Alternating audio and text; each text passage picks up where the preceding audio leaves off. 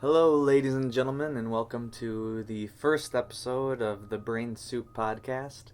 Today is January 19th, 2015, and my name is Brad. And I'm Matt. And I'm Charlie. And today we're going to be counting down our top 10 movies of 2014.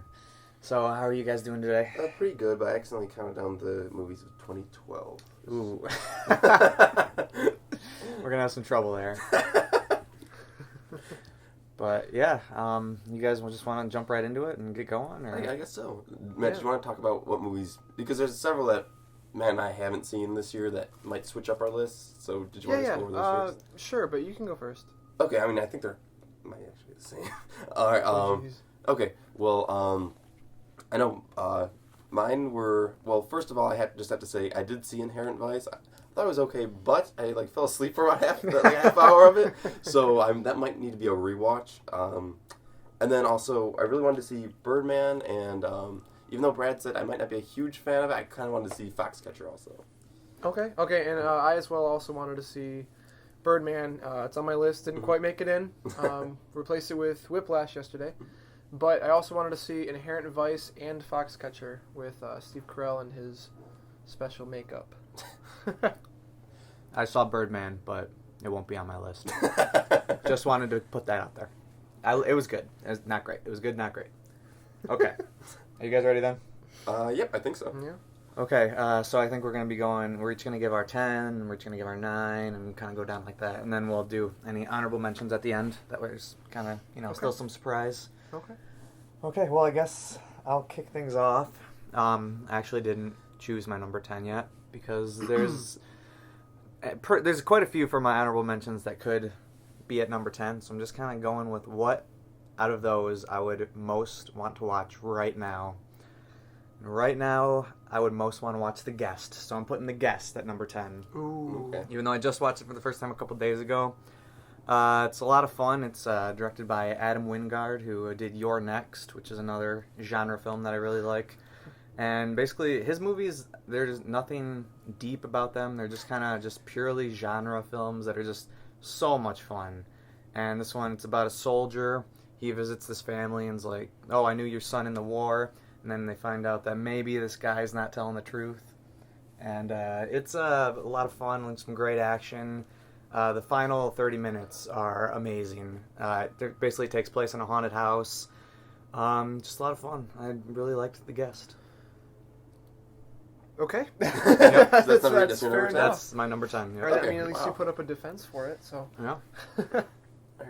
Well, I guess we could just say, because I enjoyed transparency, so we apologize for if you hear some beeping. There's a truck outside backing up for past 10 minutes. Yeah, there's some sort of construction going on. Maybe they're going to force us out of here. Who knows? Probably tear down our wall. Okay, Charlie, what is your top 10? Or what is your... Oh, number 10? Yeah. Let's see. You know what? This was kind of tricky. I might regret putting it here. I'm not going to say if I will. I was initially going to put it higher up on my list, but when I was throwing everything together today, because I accidentally slept in, it kind of ended here. So, my number 10 is Nightcrawler. Whoa! Whoa! I mean, like I said, I might be regretting this, because when I was kind of putting this together, it was kind of last minute stuff, and then it just kind of ended up there. Wow. Yeah. That is surprising to me. That is a shocker. This makes me so curious to see what the rest of your list is. Don't I'm get your hopes too high, Whoa. You hated Nightcrawler, didn't you? No, I actually really liked it. That's why I'm I'm just disappointed. Okay, well, I guess a little premise for mine then is just that I do regret not being able to get to the theater to see some other movies, so my top 10 is reflective of the movies I did see, not the ones that I wish I could see. Did you see Transformers 4? No, actually I didn't. Couldn't make the list. That's true. It's not going to make the list. All right, unless Optimus Prime went up for an Oscar, I wouldn't really... I mean, okay, anyway. So my number 10 is Edge of Tomorrow. And yeah, I went into it thinking, I mean, okay. Completely forgot about that movie. Something like that. But then Brad here convinced us to sit down and actually watch it, and it kind of, I mean, for lack of a better word, it kind of blew me away. I did not expect it to be so, I guess I would call it witty. I mean, it was more than just a sci-fi. It was a really fun story. It was something that we could really just enjoy watching. You know, it didn't have any dragging parts, and honestly, a lot of what punctuated the film and what made it so good to me was the editing. Yep. You know, Okay. so I mean, especially the I'm sure people who've seen the movie will remember psh, maggot, psh, maggot, psh, maggot, like that right there. I mean, I can't even describe that. But that's my number 10. Okay. Yeah, a lot of fun. Loved Edge of Tomorrow. Okay, and me now, right? Yep.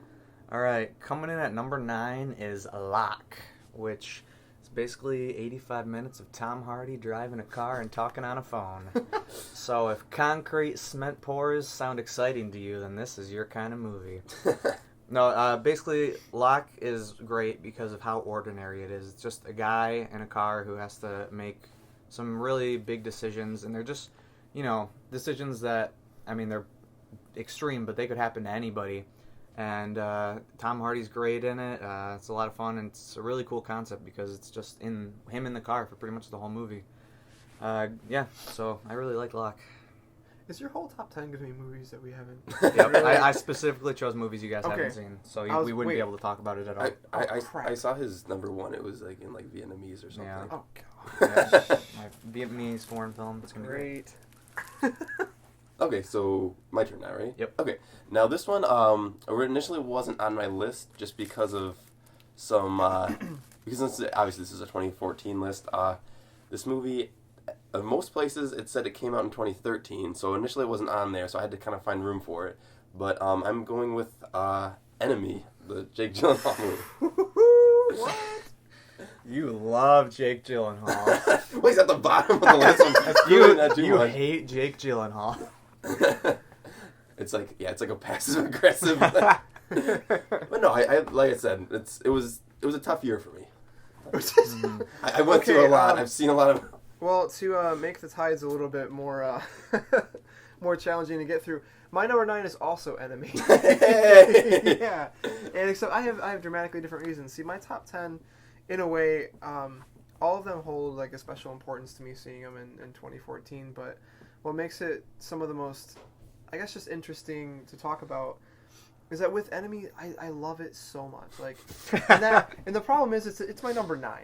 Right. So this is where it gets really tough. So but I you're think saying it's been a pretty good year then, I it's guess? been a pretty good year. I mean, all the movies that I'm about to list, they're so close. Like, these were the hairline decisions here. Like, they were so close.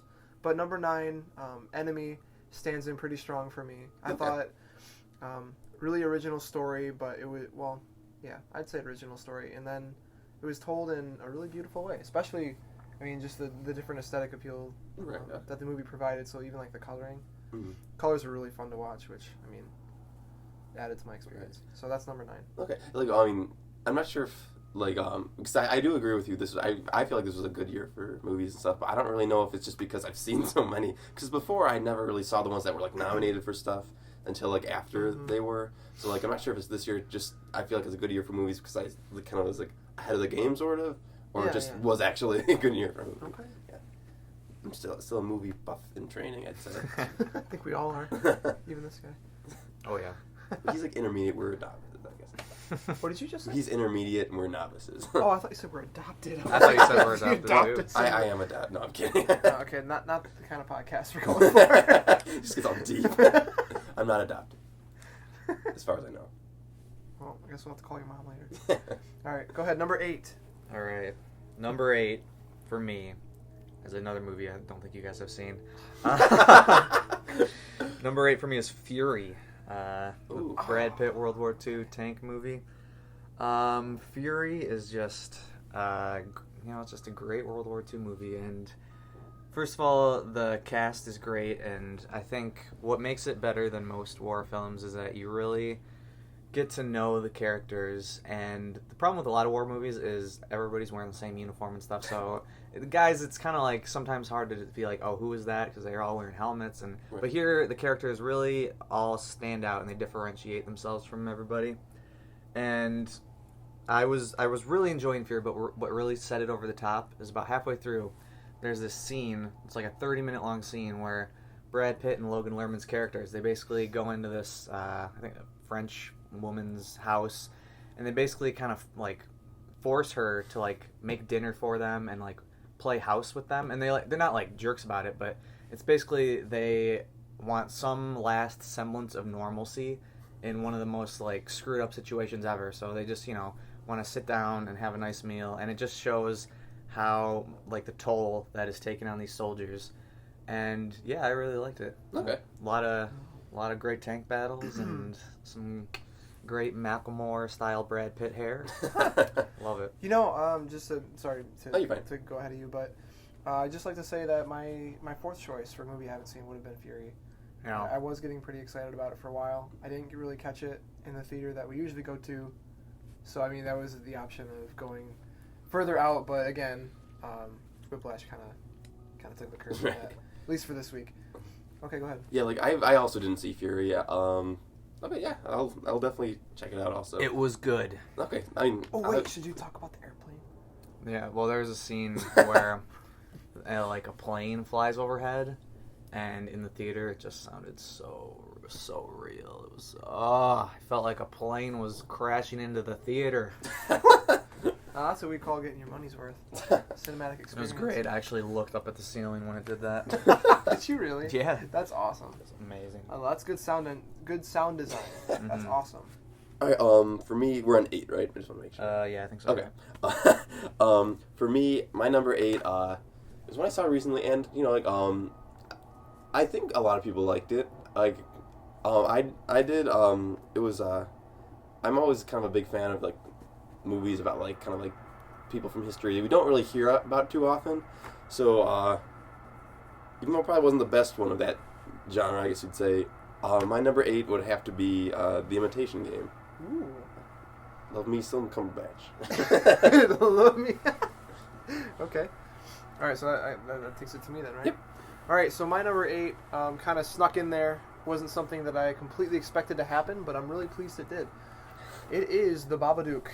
Ooh. Yeah. Oh yeah, that's coming to my like library, so I have a way to see it. Okay, perfect. Yeah. So with this film, I'm not going to go too much into detail. I don't want to ruin it for you, but the reason it's in here is because it was a really involving film. It was one that it surprised me. It tickled all the spots that it needed to for me to walk away happy about it.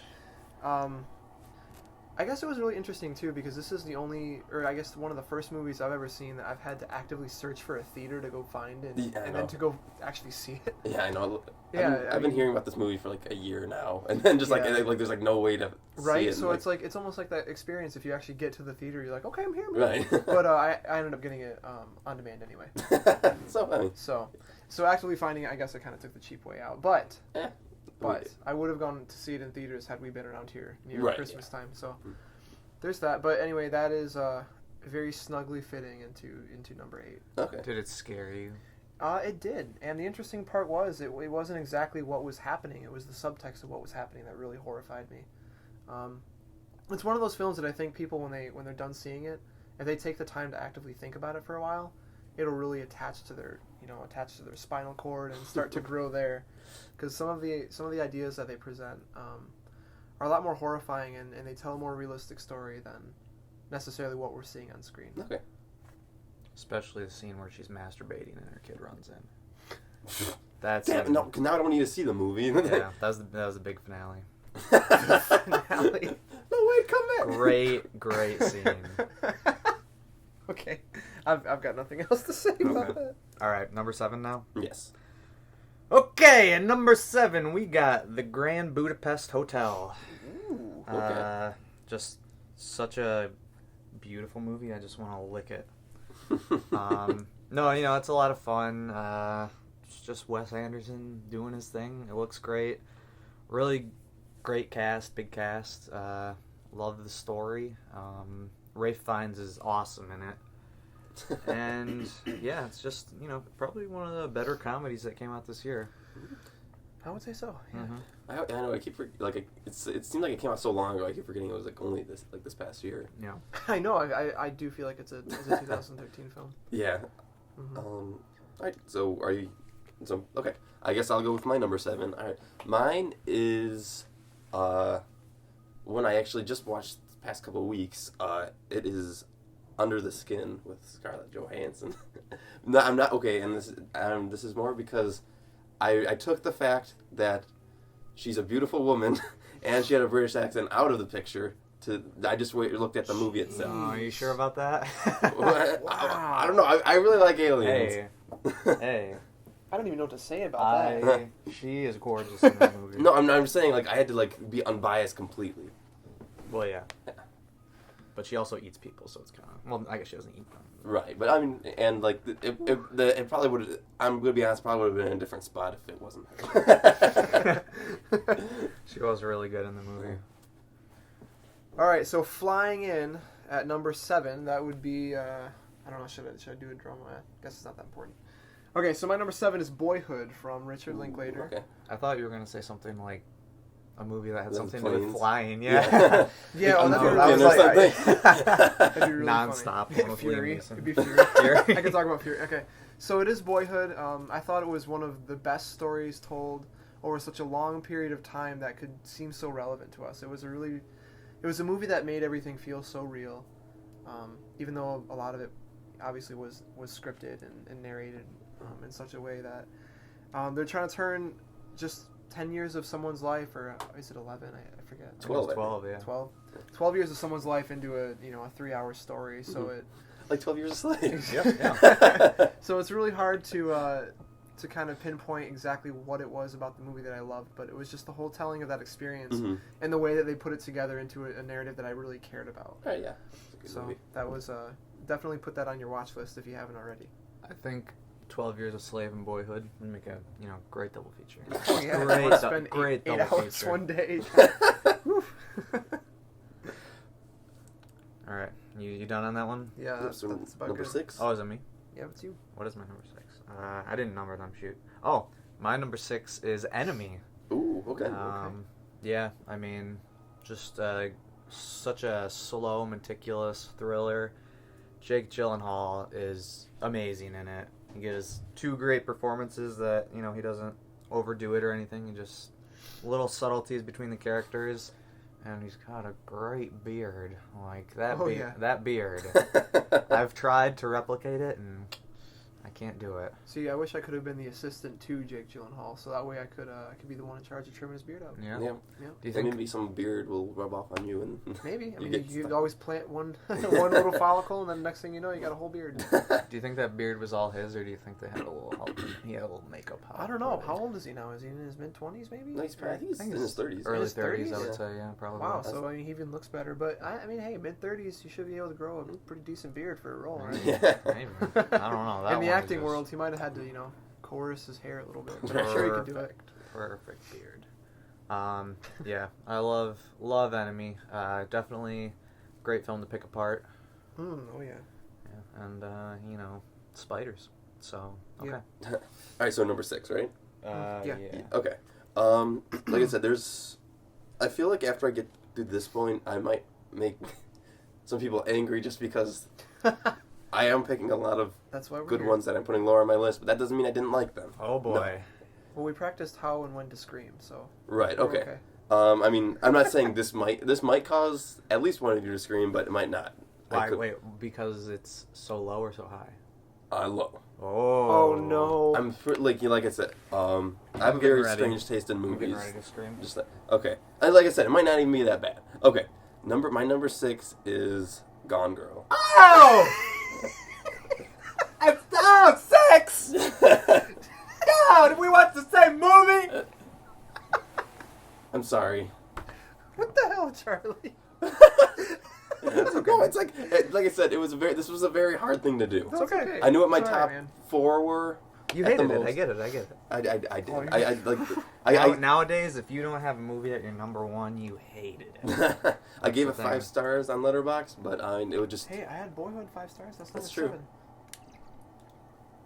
You guys are tough. Was that You was guys that are it? tough. No, I mean, I was gonna say something and then I couldn't think of anything. It's okay. What was your favorite part of Gone Girl? Ooh, only one. Pick one. Ooh, shoot! I had something in mind just now too. Come back to me on that. Okay. Okay. Okay. Cool. So that brings it to me, right? Yes. So Charlie, Yeah. you'll respect this. My number 6 is Ye Old Lego Movie. Okay. So I know it got kind of snubbed at the Oscars this year. It's really I was pretty upset about pretty that. depressing. I loved what what the director's name is, but Phil Lord and Chris Miller. yeah, those two, I loved what they did, the concepts and just everything they did about it. And that was one of the first movies that I owned on Blu-ray that I actually watched all the special features for. All of them. In one day, too. I just sat there and went through them all. And I loved every part of it. I thought it was just such a well put together movie for kids and adults alike. And I know it received some scrutiny just because of some of the themes it was presenting about how people felt about conformity and all that other crap. Mm. But I think for just a cinematic experience, being, just watching the story unfold, I thought it was super fun.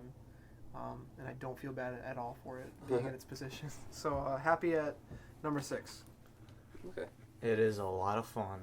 Yes, it is. I love toys. Who doesn't? All you right. don't, you're dead. For me, number 5 is a great spot because 10 through 6, nobody cares about 10 through 6. It's all about the top 5. Yeah. It's all about the top I don't know. 5. Can you be that exclusive? We were just talking the other day about the top 50s. Like, what is Oh, that? yeah. Oh, I got feel like the smaller you get, the more intense it gets. It is more intense. Mhm. But Oh yeah, this is where the big heavy hitters come in. And All right. my first, well, actually no, my whole list is heavy hitters. Let's be honest, I love my list. I love all these movies, but well, I mean, you should. It's your top 10, right? yeah. So at number 5, I got Boyhood. Ooh, okay. Yeah. Okay. Good stuff. Just watching this kid grow up made me feel like I was so much closer to death, and I loved every second of it. Just such a unique experience. Only someone like Richard Linklater could pull this off. I love Patricia Arquette is amazing in the movie. Ethan Hawke's great as well. And I love just seeing how it's kind of like the whole movie is like a time capsule. Since they filmed it as it went, you got the music of that time is in there, and like you see the Right. toys that were popular, like even the clothing and fashion. It's just such a unique experience, and yeah, I love how it was a coming of age story, but it also touched on a lot of really heavy themes that maybe a lot of movies about kids growing up are a little afraid to go to. So yeah, I really love Boyhood. Yeah.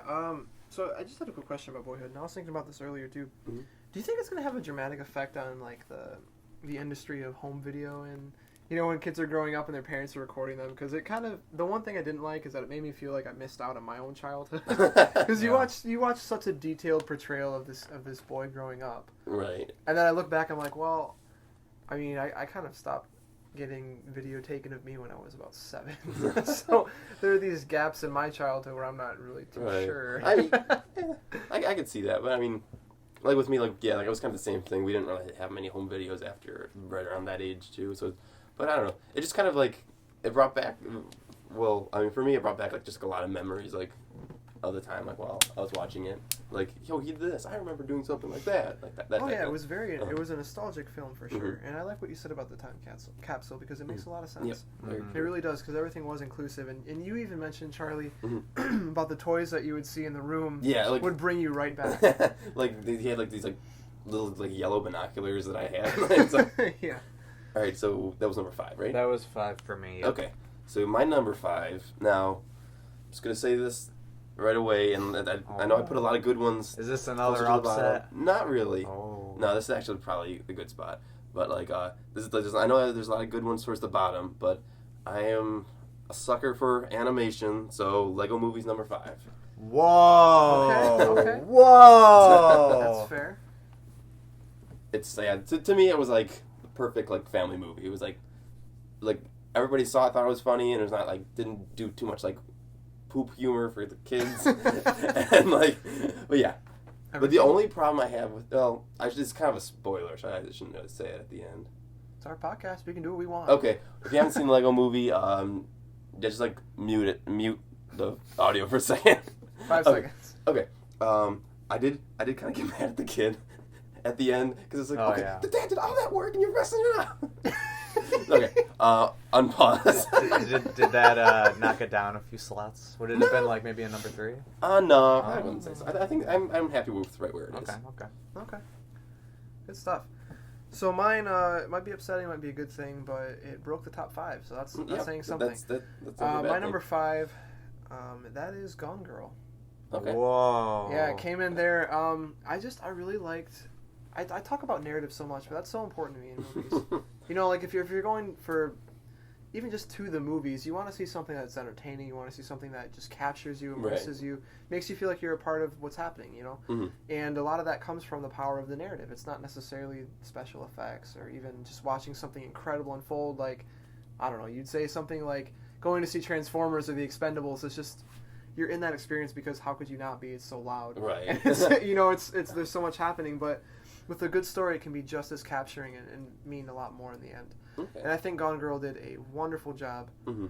with that. I thought the narrative was really true to what kind of thing could happen, but in the way that the twists, went around, it just kept me on my toes the whole time. It was definitely a movie that made me happy that I was single. Yeah. But I thought of it wasn't really just a scene. It was kind of like a whole part, but it's kind of spoilery. For Gone Girl, you asked me what my favorite part was. Oh yeah, maybe we shouldn't say. Okay, yeah, I can tell you guys afterwards, but It is a spoiler-filled movie. Yeah, no, that's true. you know, you're 5 and 6, and my 5 and 6 are just. I know switched, they're a so- little bit swapped. Whoa. Yeah, that's But I think for Gone Girl, not to give away too much, obviously, but I really enjoyed the fact that He was dead the whole time. Yeah. No, I'm just I really enjoyed the fact that a lot of the perspective, like what the viewer was seeing, was coming from us looking at the male character. Right. But at the same time, a lot of what was happening was based on, what his wife was doing. Uh-huh. So in a sense, Yeah, like half and half. yeah. So it's weird how we stuck on what was his name? Ben Affleck. His character's name. Oh, Nick Dune or Dunn or something. Nick. Yeah, Nick. Nick. It's funny that we were so focused on Nick, but we kind of watched him get contorted throughout the Mhm. story, even though a lot of what was happening was off screen. But yeah, so that's all I have to say about it. Nice. That was your number 5. Number 5, yep. All right. Coming in at number 4 for me is Gone Girl. Okay. So we're all kind of in the same Okay. area. Yeah. Yeah. We all liked Gone Girl right Yeah, we there did. between the 6 and the 4 around there. But I had actually read the book Gone Girl. I thought the movie was great adaptation. Yeah. Definitely up there in my top David Fincher movies. Just so many great twists and turns. And even though I knew how it was going to end because I'd already read the book, I was still on the edge of my seat. Such great performances. Rosamund Pike is amazing in the movie. Ben Affleck maybe gives the best performance of his career. And Carrie Coon as Ben Affleck's sister is really good as well. And Tyler Perry even, he's really good in the movie. Yeah. So that's You know, awesome. To be totally fair, I thought you would have put it, at least in your top 2. Oh, you thought it was my number 1. To be fair, Whoa. I actually did think so because that was one of the, you don't read a whole lot of books, An at least from upset. what I know. Yeah. But you read this book, and then you're super stoked when you took us to see it. So, I thought you could have fooled me. I was really thinking that was coming in at your top spot, but hey. Yeah, no. I'll admit it was a little higher, but I bumped it down actually only maybe one slot, but yeah, I bumped it down, but Yeah. I still loved it. The David Fincher, he said that first third of the movie's a mystery, second third's a thriller, and the last third's a satire, and In the fourth third's the credits. yeah. And I think that's a great way to describe it. It's just really darkly cynical and funny look at modern relationships and marriages. And Oh yeah. I think it tells the story of what a husband would fear the most. Mhm. If your wife can do that well, oh my God, you're in trouble. Yeah. And it's funny how scapegoated that marriage can seem. Yeah. In the sense where you Mhm. feel like everything's fair until it finally. But Yeah, better not forget to take out the trash or something, right? right, She yeah, gets or that. leave the seat up. Oh, And when I first saw it, I had to pee the second the movie started, and I held it. It's a long movie, and I held it as long as I could because the movie was so good. I didn't want to leave. Ended up not making it through the whole thing. I ran to the bathroom, made it back before it ended though. So, and then I saw it a second time. So, mm-hmm. so that's just a sign of a great movie when you just don't even want to take a piss. Yeah, it's the first upset in our Crises series of Brain Soup podcast. All right, so number 4. Number 4. My number 4 is some of you guys probably expected this, but I love his movies. Grand Budapest Hotel. Whoa. I worked at a Wow. hotel for almost 5 years, and it's kind of funny because probably the least important scene of the movie. But like towards the beginning, when you see him, like he's already at the job, like running around doing all this stuff, like brought back so many memories and stuff. And plus, it's a really funny like movie and everything, Mhm. goofy and stuff. Jeff Goldblum is awesome in that movie. Yep. Yeah, surprising. I didn't even know it was him for a while. And, for like 2 seconds, I was like, and then I You know what? clicked. He's like one of those actors that you like don't see too often. Once he's in there, Once he's in you there, know he you're in for never a ride. leaves. Oh Yeah. yeah. So this is kind of interesting too. Promise we didn't make our lists together, but my number 4 is also the Grand Budapest You Hotel. guys work together. No. But it's kind of the same thing. I can't really play at the nostalgia of working, in a Right. hotel. I mean, that's with not like a huge factor. But or anything, I know, but still, like, I mean, movies should hit you at home. Right. That's Yeah. part of what makes the experience so great because it's different for every person. Right. Okay. So definitely, I can see it for you. For me, I'm focusing more on just the directorial style of Wes Anderson. Yeah. I was recently exposed to him this year and last with this film and then Moonrise Kingdom Yep. also. And it was just so interesting how quickly he's becoming one of my favorites just because, I mean, movies are awesome. No matter what kind of movie, how it's put together, they're awesome. And in the way that he can make or give a movie such a unique look and a perspective, and still we walk away with that same experience. Right. To me, it's just, I mean, it's amazing. Okay. It really is. But with Grand Budapest, one of the reasons I loved it so much was the overdoneness of the props, the makeup, just the flat backdrops and all the painting, Right. like just all that made it so artsy fartsy, and I loved it. Yeah. Because you could not have told that story, in I mean, you can't tell any of his stories Right. regularly, but in the Grand Budapest, it seems more like when you're following the actions taking place. It's just fun to watch, and I like to describe it to other people who haven't seen it as you're watching your favorite painting move for 2 hours. Yeah, it's like something like it's not trying to be taken seriously too. It's kind of like more just for fun. And once you free yourself of that, amazing things can happen. Right. I mean, it's literally you're watching a painting just scroll left and right, up and down. It's amazing. It really is. But yeah, that's sitting in really snug at my number 4. It is a great movie. Mm-hmm. It is. So down to the top 3. Top 3. This is where it starts to get sweaty. The real contenders are coming out to play, and oh man, this is where the fight starts. Someone might need to change their pants at some point. Yeah, this is where the fights start to happen. All right, for me, my number 3 is Nightcrawler. Ooh. Okay. Love Nightcrawler. Jake Gyllenhaal in this movie is so you can't even put into words how good he is. He becomes a completely different person, just complete sociopath, and you love watching him for every minute of it. Mm-hmm. It's a really funny movie too, actually, and a great critique of modern news, and it's also just a really entertaining thriller. The final big climactic moments of this are really well directed. The finale is so exciting. Rene Russo and Bill Paxton are both in it in supporting roles. They're really good as well, as is Riz Ahmed, who is his assistant in the movie, and he's really great. Just really great movie. Totally captures the LA kind of underbelly nightlife type thing, and I loved it. Okay. All about Jake Gyllenhaal though. He is this movie. All right, so my turn. All right, so number 3 was actually was a new addition that completely altered my list as of yesterday. I think you both know what's coming. The 3 of us saw Whiplash yesterday, and that is my number 3. All right, I think I might have an idea what Matt's number 3 is now. Oh my god, you guys! You might as well have the same damn list. Go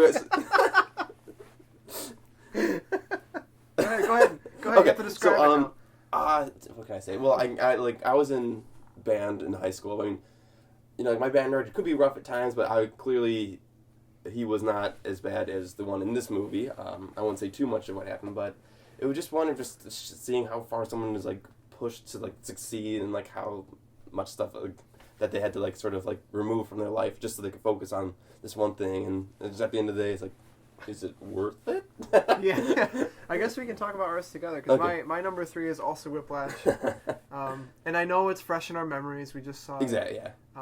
really recently. So one of the things that really hit home for me was just how it captured the trueness of, you know, the cutthroat industry of professional music, you know, when you pursue it further, you know, at the college level or even professional. Yeah.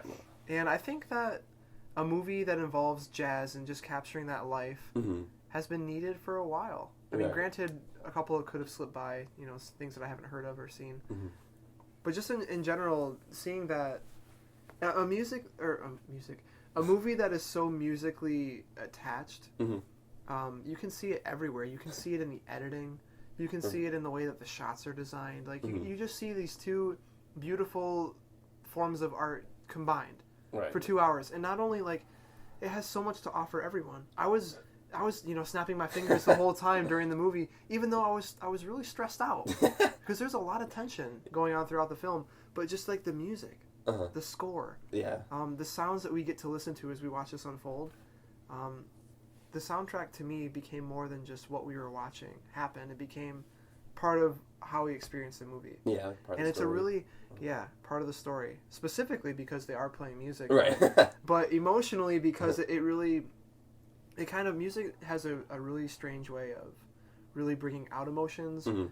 telling what emotions are, and capturing the results of that. So it just really, again, it just hit home with me. I felt right putting it in my top 3. I really enjoyed it. And the story, like, not focusing on the music for a second, the story, awesome. Absolutely awesome. Like, I didn't think that you could tell a story as such so well, Right. which was a really delightful surprise. Mm. And there were a couple twists and turns throughout the way, none of which I saw coming. So, I mean, that's definitely, if you don't have that one on your list. You're an idiot. No, I'm just kidding. Yeah. This movie. No, I mean, you're pretty much right. Like, yeah, this movie both had me wishing I was still in music and everything, and also thankful I wasn't still in music. Yeah. So you're still sitting in the same spot, but now you have a perspective to look at. Right. You know what the best thing about Whiplash is? What? Because he's yelling at these students, Mhm. and none of them pee their pants.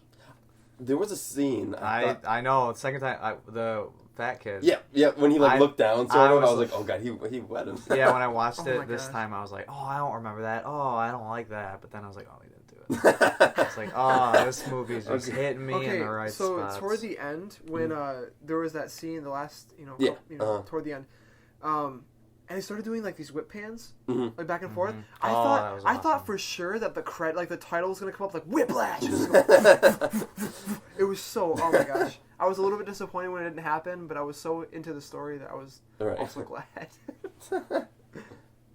Oh, Cool. That is, I mean, top 2. We're almost done. oh gosh, I don't even want to talk about this one. Don't just gonna- name it and say pass. All right, all right, I dare you. all right. I'm just gonna. I don't even want to say the words. I'm just. Number 2 is Foxcatcher. Foxcatcher. No, I'll talk about it. Foxcatcher. The reason I don't want to talk about it is because it's just such an uncomfortable and strange movie. Steve Carell in this movie he doesn't even look like a human.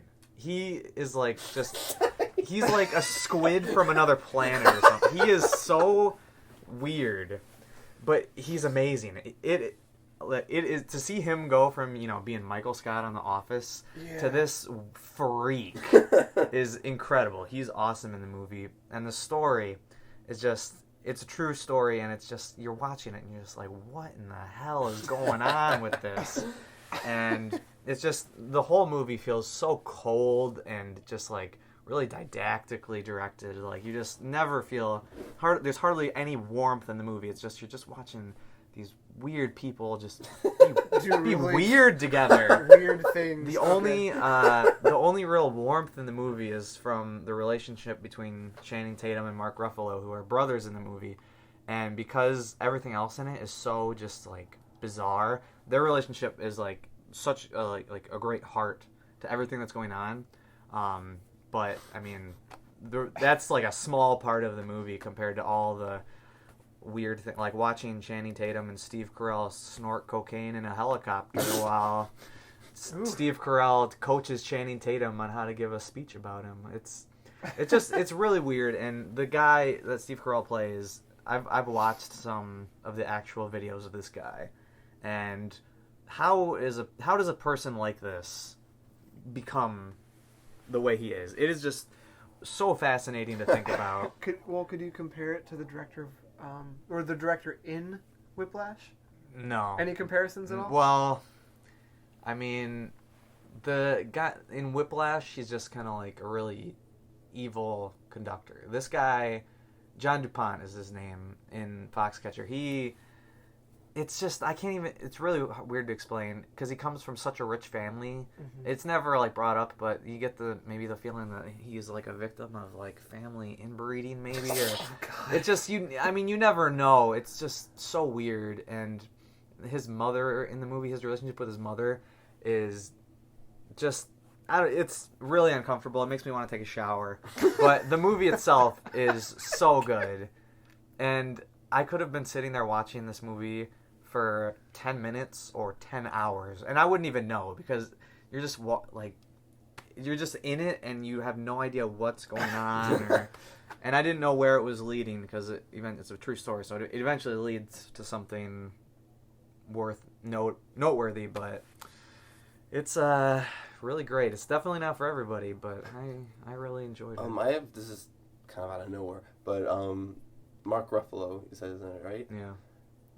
Because all that I was thinking about was, didn't he have a beard in that movie? Yeah. Another great beard. Another great beard. All I could think about was just because I just saw the trailer yesterday with him in it, and then all I could think about was Mark Ruffalo. Mark Ruffalo. I like that.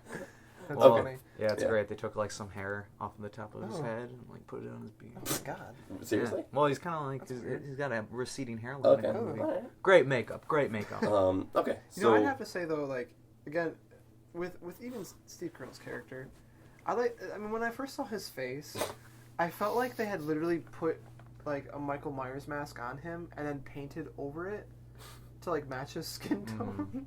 No, it just looks so weird. It is weird, and like he always talks like the real guy did this too. He'll go up to people and like have his hands behind his back and like tilt his head back, and he's got that big nose, and he'll just be like, "You want to come wrestle with me?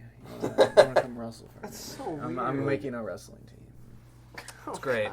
I remember the first time I saw like a shot of like what he looks like, and I was like, the first thought that went through my head is, this movie's gonna bomb. Yeah. Yeah, definitely not your typical Evan Almighty Steve Carell.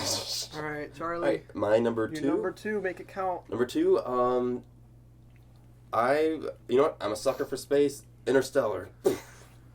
You love space. I love space. You love space. I bet you every single movie on your list they talk about space at one point. Probably. I'm gonna look into that. There was the scene in Grand Budapest Motel where they go to the moon. No, I'm kidding. I'm sorry. Did you just call it a Grand Budapest Motel? I know it's in Hungary, but gee. The cheap knockoff version.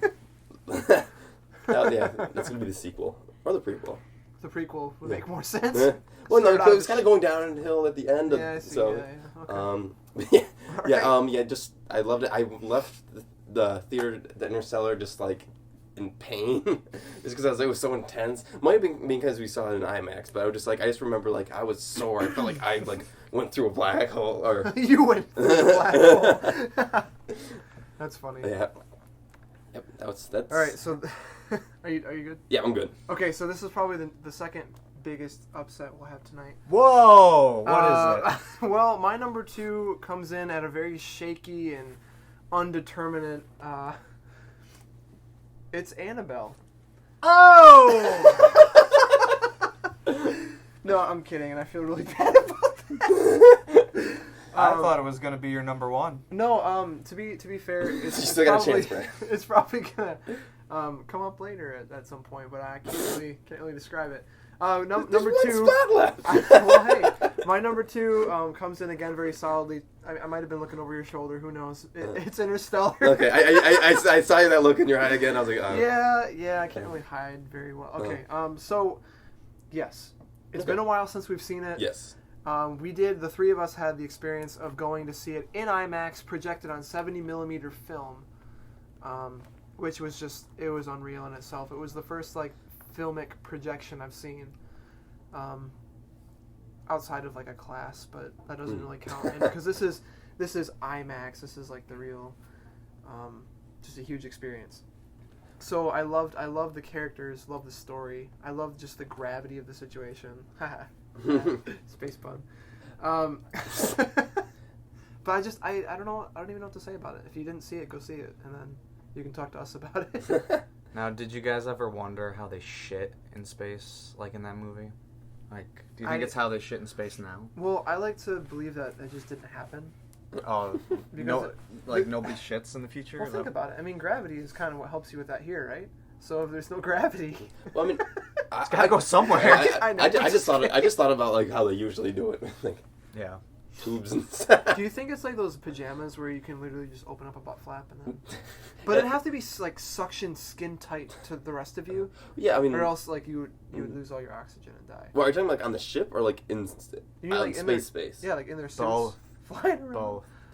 And I was like, Christopher Nolan, I love all the stuff you're doing, but how do they shit? Like I just took it like how they usually do it Hey. in the ship, and then. Yeah. Is it in the book? Did he get the book? Oh, yeah, that's right. The book Okay, of- it is a little bit of a story. Okay, there's a book called The Science of Interstellar. It's like kind of just based off of all the facts about it. So I saw it. You know, like my brother maybe even liked the movie more than I did. So I saw it. And I was like, you know what, Christmas present for him. So I got it. You know, I got it around Thanksgiving time, wrapped it up, hid it, put a little funny card in it that made no sense, and then you like hid it under the tree. So then when Christmas rolls around, he gives me this big box, and I give him this like book size box, or book size gift. So then he just like, okay, let's see what this is. He opens it. He's like, oh no. And then I was like, what? So then I opened up my box, and inside this big box was the same book I gave him. So me and my brother gave each other the exact same present this year for Christmas. And I don't think either of us had a receipt, so we can't return one. So now we both have, there's 2 copies of that book at my That's house. so funny. You can keep one at home, one at school. Yeah, that's what I was thinking. I'm going into teaching. I mean, it's going to be way over the 5th graders' heads that I'm going to teach. I but don't know, dude. I mean, it's you like, could there always could be talk that it one down. genius in my class. True. Yeah. So was there a chapter on how they went to the bathroom? I have not actually read it yet. Oh, man. Gotta do it before you see the movie next. That's true, yeah. All right, Where are we? Where are we at right now? You're number one. Yeah, you're number We're one. at my number You're one. number one, man. Oh it's boy! all come down to this. It's all a whole year of movies has come down to this. My number one is Whiplash. Whoa! Actually, you know, the funny thing is, I was just like, I didn't even think it wasn't on your list yet. Yeah. So that actually did throw it in. When I saw Whiplash, I was like, this could be okay. I heard it's pretty good. No idea. It wasn't even on my radar that it would be my number one film of the year. But it's been my number one from the moment I saw it all the way till now. It stayed there. Wow. Yep. Without a doubt, my number one. This movie is just incredible. And what I love about this movie is they weren't making it like thinking, oh, we're making a masterpiece right here. We're making something really profound. It's going to be, nominated for these Oscars. No. They just went out and made a movie the best they could, and it just happened to end up being goddamn amazing. In 19 days, too. Yep, Yeah. They just went out, shot it so quick, and just put it together. And, it's just... Performances in the movie are amazing. I love the music. And the finale is one of the best endings to a movie I've seen in years. Mm-hmm. Like, it's, like, both really... like triumphant, but also kind of tragic. But it just gets your blood pumping, and when the movie ends, you just want to like go, oh, like scream. It's just so intense and I just agree. brutal. Like that whole movie, like every time the band director came on, I would just be like, a thought went through my head. I was like, stab him with your drumstick. I said that several times in that movie. I think that'd be a movie worth breaking down into a podcast of its own. Yeah. Okay. We'd have to give a spoiler alert, but I think we could spend a lot I mean, of time. if the whole video's about it, people will know. Yeah. We could spend a whole lot of time talking about that. The first time I watched it, there were moments where I couldn't even look at the screen because what was happening was just so brutal. It's rough. And But that can play into the realism of the film too, because I mean, I bet you felt like, I know I felt like the kid that was getting screamed at every time. I was like, oh my god, because even in high school I was in choir for a time, and I did a few plays, musicals, but if any kind of conductor or director started yelling at me like that, I would probably walk off the stage so fast I'd never come back. back. You would have. Oh my god. I would not have been the new Charlie Parker. Charlie Parker. Uh-huh. Yes. Was Don't have it in it was but like the ending, like I mean, obviously I'm not gonna say any details, but I was sure it was gonna be like a nightmare or something, because I just how I was like looking and how it was just like I don't know, I can't say too much without giving it away, but yeah, I was like oh, please be asleep right now. Yeah, maybe it was like waking life. Yeah. Sleep the whole time. There are no two words in the English language more harmful than good job. You know, some of the quotes of the director of the movie, wow. Oh yeah. Wow. Like the part where they were in the bar, not going to say when in the film, but I'm sure you guys know what I'm talking about. Yeah. Mhm. When they're having this whole conversation about, what he was trying, or what he tries to do and everything. Mhm. But that moment when he says, and people wonder why jazz is dying. Like, just the gravity of that statement. If you just saw it, if you just saw that standalone, Right. it would not have been as impactful as if you saw it within the world of this film. Right. Mm-hmm. And that, to me, was the moment where I was thinking to myself, wow, they just dropped not the ball, but the bomb just dropped. Right. That was the one that, people walk away with at the end. I mean, Mhm. what a nice way to sum up, like, a really central theme. Right. And like with the director, there's like even though he was like an evil guy and everything, there's still like those scenes like that where you're still like not really rooting for him, but you're like, okay, I kind of see where he's coming There's from. a Like, yeah. there's Yeah. a method to his madness, Uh-huh. and that's the kind of the scary part. Right. The same way, because in a way, don't we need people like him to keep music alive? But at Right. the same time, do we really want people like him? we got computers now. Yeah, right. They can make jazz for us. It's Yeah. like, was it worth it? That's kind of Yeah. that's how I look at the whole thing in the movie. Mhm. He did it, but was it worth it? Mm-hmm. But I gotta say, also it's appealing right in my sweet spots. He meets a cute girl at a movie theater. Just automatically that bumps it into the top 5 of the year. No question. Didn't even need to do anything else. if she had short hair, best of the decade already. But she didn't. So Yeah, very solid first choice. I have to hand it to you. I'm proud of that. Okay, for my number one now. Now I know for a fact we don't have the same. I hope. I Okay. really hope. Like I know what everybody's is now. Oh, I don't even. crap. I honestly don't even remember you saying my. You might have. I think I did. Yeah. We'll say what yours is. Okay. Yeah. I'm sure you did. But my number one is Boyhood. Yeah, I said that one. Okay. Yeah, that was my number 5. I know you said it. I did say it. Okay. I knew it was coming. Yep. I told them already. But yeah, just with me, like. Don't say that. What? Like. You spilt the beans. No, I mean, I was the only one that leaked information. I oozed information. You're a leaker, all You're right. so gossipy. Like, come on. Yeah. Okay. Well, yeah. Main reason I liked it so much was kind of all the ideas were out there already, but just like so, it was like it wasn't like they're recreating all the like. I mean, you guys already said them. That's what I meant. Yeah. Okay. It wasn't like they're recreating all this stuff. Like, okay, this is this was popular in this time period, so let's put all this stuff together. It's like no, they had everything they needed, and it took like 12 years to make and everything. They're whispering of something. But, Yeah, he said the movie was Boyhood. wait, in the video? No, No. I thought you said it in your top 10. Yeah. Already. No. No, No. Then why are we talking about? you Was it guys. just me? You guys both yes, said okay, it. okay. Yeah, I was so- so confused. I'm sorry. Uh, I'm okay. so sorry. What are you Okay, talking never mind. about? They thought I said. This is a train They wreck. thought I said I added like put Boyhood like twice in my list or something. We're gonna gossip Okay, about it. but no, yeah, like it was just like it took like 12 years to make, and I remember like even as a kid, like whenever they have a movie where it's like the main character was like a kid and then he grew up to a man. In my head, even though I knew it was 2 separate actors, I was like, that'd be cool if they ever filmed like a movie where it's like the same guy they like filmed like as a kid and then like waited like 10 years and filmed it again. But this took it one step further and filmed it the entire 12 years. It was just, I loved it. I was laughing, I was crying.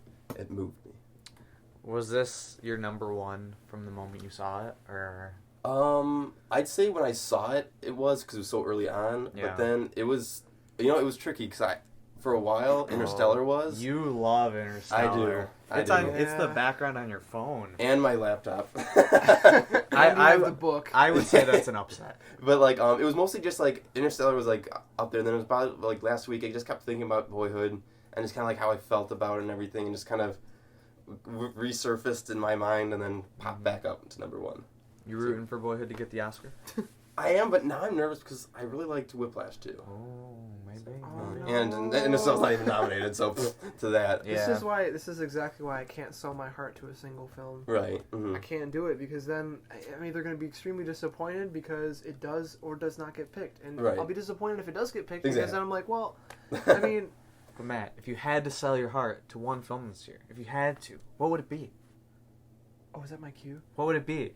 What movie would you sell your heart Should to? I do like a countdown to what you think, and then like Are we gonna? Oh, do let's, this? oh yeah, let's do like it a three, sometime. like a, No. I can count down for you guys. Like, Okay. like we'll, Okay. do, we'll do like We're 3, gonna 2, face each 1, other and now. then you guys. So say. I'm gonna say what I think his number one is gonna be. And I'm going to say what I think my number one is going to Well, be. I hope you know what it is. We'll see. Okay, so, So I'm we'll gonna go do the 3, countdown. 2, 1, and then say it. Yeah, I'll count down for you guys. All right, ready? Mhm. 3, 2, 1.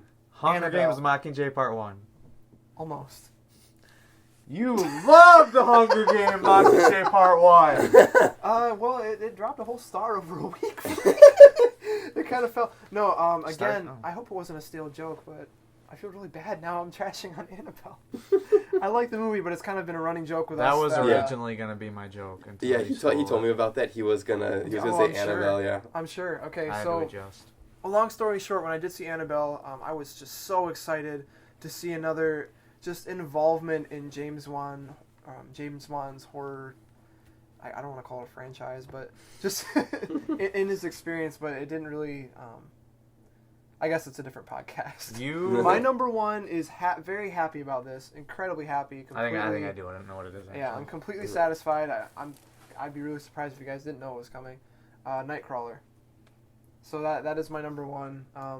Again, Jake Gyllenhaal, just perfect acting. Wonderful experience, great original story.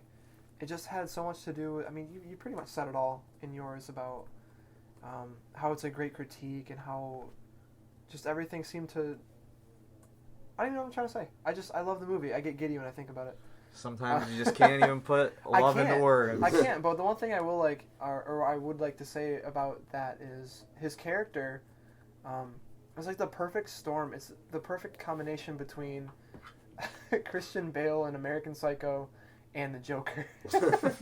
Just diabolical, just over the top, and just somewhat believable and relatable too. I mean, this is a character. This is exactly what I would expect someone who is a psychopath to turn into. To be fair, like honestly, I would. I mean, I'd invite him into my house. I'd have dinner with him. But after a couple of conversations, I'd be horrified. Mhm. But then again, he's like so charming. I wouldn't be able to do anything but invite him again. Were So you- I mean, Were you upset that he didn't get an Oscar nomination? yeah, that was probably my biggest Ooh, upset. That of was the year. brutal. Yeah, it was that was really, brutal. Mhm. When you told me that, I didn't really know how to take it, so I laughed. But then You were in shock. Yeah, you were in so much in shock. I was in shock. I know. I'm a little bit ashamed right now. I don't have more to say about it, but it definitely deserves my top spot of the year, and it's probably one. I mean, my next Blu-ray pickup, hopefully, will be when that comes out. I would love to own that, to watch it once a week, maybe once a day. Who Okay. knows? You know what I was kind of thinking? Because we kind of, so since we're all done with our list, right? Yeah, I have some honorable mentions, but Oh, okay. Well, we can go over those then. Because I was going to say, should we just do those now? yeah, We're done with Nightcrawler? We're done, yeah. All right. Okay. Here. Here, I got some honorable mentions. These ones, you know, they didn't make my list, but I still like them quite a bit. Just, this is in no order. But we got Edge of Tomorrow, Godzilla, The Raid 2, Inherent Vice, Calvary, The Lego Movie, Interstellar, John Wick, Under the Skin, Guardians of the Galaxy, 22 Jump Street, and X-Men Days of Future Past. So, It's a lot of mentions. there's a lot of good movies this year. Mm-hmm. Charlie, do you have any mentions? Not really. It was just one that I kind of forgot when I was making the list was Edge of Tomorrow. Okay, I have a few. Also, I think most of them are in your list except Inherent Vice, or a few. But I wanted to give a little shout out to Godzilla. Thought it was so much fun to Mhm. watch. Saw it in IMAX and just loved every minute of Yeah, it. it was definitely a fun movie. Yeah, it was the first time I saw Bryan Cranston outside of Breaking Bad. So I mean, that to me, that was heartbreaking, but very, very happy to see that. Big Hero 6, I also really enjoyed. Thought it was right. Thought it was Mhm. fun. Yeah, so that's in there. The Hobbit is in there. I know it receives a lot of flack in every direction, but I thought it was a fun experience. And the way that it was told, I mean, come on. Don't criticize. You guys knew where it was going, and you know. I'll criticize it if I want. So yeah, Guardians of the Galaxy is also in that list. And last but not least, I will say something about Annabelle. I'm giving it an honorable I mention. can't wait until we can stop talking about this fucking movie. I'm giving it an honorable mention just because I still thought that it came out. They knew how to turn on the camera. Great job. I thought it was fun. I don't know. You loved it when we first saw I it. did. I know. I don't think I've ever seen you so happy. You were It like, was just- man, that was amazing. That Did you see that? Did you see And I that? still remember, dude, your review just like tainted me because I saw it on Letterboxd and I still remember it almost word for word. It's my stale popcorn was scarier than anything in this movie. And you know, my popcorn was stale. That review was completely true. And I don't know, like it was super fun and I enjoyed it when I came out, but just I don't know if you guys talked me down or if it was just literally I was just so stoked to see it that when I saw it I couldn't let myself believe that it wasn't as good as I wanted it to be. But I still thought, I mean, it was a movie, and I honestly don't regret seeing it. I don't. I thought it was an experience that needed to happen, good or There was bad. one scene in that movie I did really enjoy. The elevator. Yeah, I mean, like, what was that? I mean, Yeah, that was that kind of whole, intense. yeah, with that guy.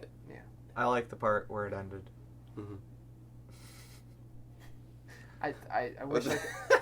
I feel really bad. I wish I could defend it more. I just, I got nothing. You left. love it. Just put it in your list. You love I it. can't make the list. Don't back. You What am I gonna love it. What am I gonna throw out? Edge of Tomorrow? I don't What think was so. what was your 10? Edge of Edge Tomorrow? of Tomorrow, yeah. Throw it out. Are you kidding me? Put in. No. You loved it more. No. Stand your ground. Okay. Although Well, Guardians of the Galaxy may have made the list had I seen it not in the drive-in. oh, yeah. Oh yeah, like honorable mentions for me. I forgot to mention. Yeah, we're Guardians of the Galaxy and Godzilla also. Okay. Just kind of more Cool. for fun. Yeah. What's for fun? Great movies. Okay, so that's our lists wrapped up pretty well. Right. Now, you know what I was thinking? We kind of all three have like really like different movie backgrounds. So Yeah. I think like, and not like movies we like. Well, I guess we could talk about our favorite movies too. But I was thinking maybe just can give like a brief thing, like like what your role in movies are, what Brad's. I feel like we all kind of like have three separate. Yeah, ways we to are. go. We're very diverse, and I don't know if that's a wonderful thing or just kind of strange because Right. some of my picks I feel like I go with my guts, which I mean everyone should clearly, but it's a little bit interesting. I'm a film and video major here at the university, Grand Valley State. So studying that, so obviously a lot of the things that I'm watching in films, I've developed kind of like this ability to actively interpret what I'm seeing. So I can enjoy and engage the story the first time around, but I'm still looking for things, in all the different departments, all the things that Brad would love to refer to as the mise en scène. He probably won't talk again for a while. But yeah, so Okay. that's my background. In a Okay, nutshell. so like more like the technical, like More technical, behind the scenes stuff. a lot of theory, that sort of thing. Right. Yep. Okay, Brad, what's?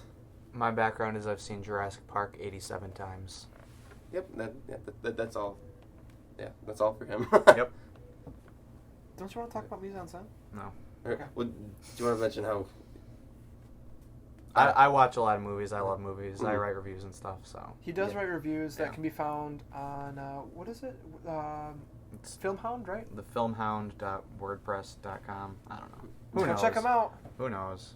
It's a lot of fun. I do was trust it? your opinions. You have Yeah. really good ones. Yeah, so yeah, Matt's kind of like you're more like the technical kind of behind Yeah. the scenes stuff. You're kind of like more like the critical kind of like really look into movies Yeah. like carefully, and I'm kind of just like more of like the casual movie You're watch. just a fun-loving But guy. Yeah. but you're just. I mean, you're a necessity Right. because without you in this podcast, this turns into a lot Exactly. more theory So- and a lot more stuff that people We don't want probably- to hear about. We'd probably be fighting a lot, actually. Probably. Probably. Yeah, So, yeah, probably.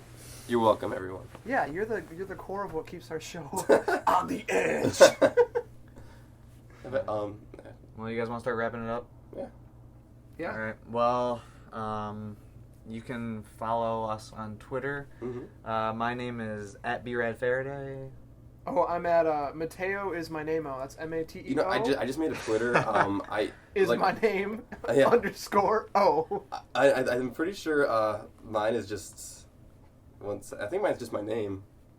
That's just your name? It's just- At Charlie McCrary? At Charlie McCrary. I'm pretty sure, at least. And then, I made it like 2 days ago. I'm like way behind. And then feel free to follow us at the Brain Soup. at Brain Soupcast is the Twitter handle. That actually popped up as a suggestion what to follow. Someone to follow Really? at one point, yeah. There we go. That's really cool. Uh-huh. Yeah, so follow us at Brain Soup Cast. Yeah. Just do it. All right. Well, thanks for stopping in and listening. Hopefully, you liked our top 10 lists. And Yeah, thank you. Yep. If you didn't agree, then you're probably wrong. But if you want to, let us know what your top 10 are. That'd be cool. Yeah, send us a tweet and let us know what you guys think. Either way. Yep. Thank you guys for listening. Yep. Thanks for listening, guys. We'll see you later. Bye. Bye.